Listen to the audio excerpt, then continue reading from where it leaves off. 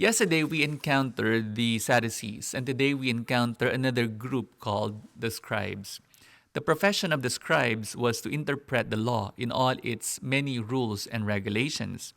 Their trade was to know and to apply the oral law, while, as we have seen, the Sadducees did not accept the oral law at all.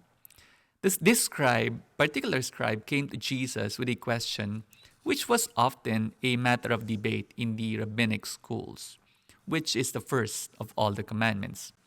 Like what I said in the past, in Judaism, there was this kind of double tendency: the tendency to expand the law limitlessly into hundreds and thousands of rules and regulations, and also the tendency to try to gather up the law into one sentence, one general statement, which would become the compendium of all the laws. So, in effect, there were two schools of thought.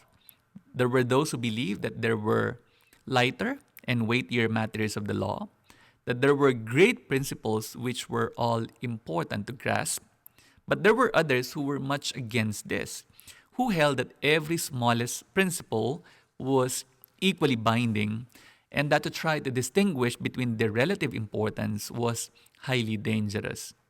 So this scribe came to Jesus and asked this question about something which was a living issue in Jewish thought and discussion.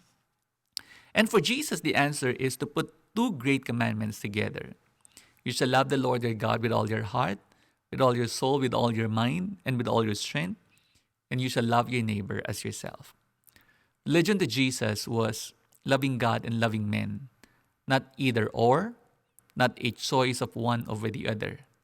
They are simply interconnected, distinct, but one that is intrinsically connected. For Jesus, the only way in which a man can prove that he loves God is by showing that he loves men. We know this.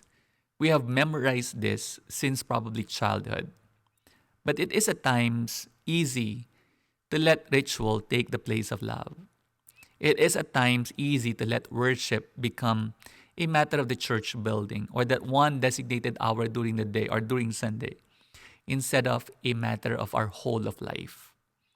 It is at times easy to be like the priest and the Levite who both saw the man lying on the streets of Jericho, but they just passed by him because they were thinking of their need to get to go to the temple for the sacrificial offerings, who simply reduced their religiosity to rituals and sacrifices, when the truth is, religion is both loving God and loving men.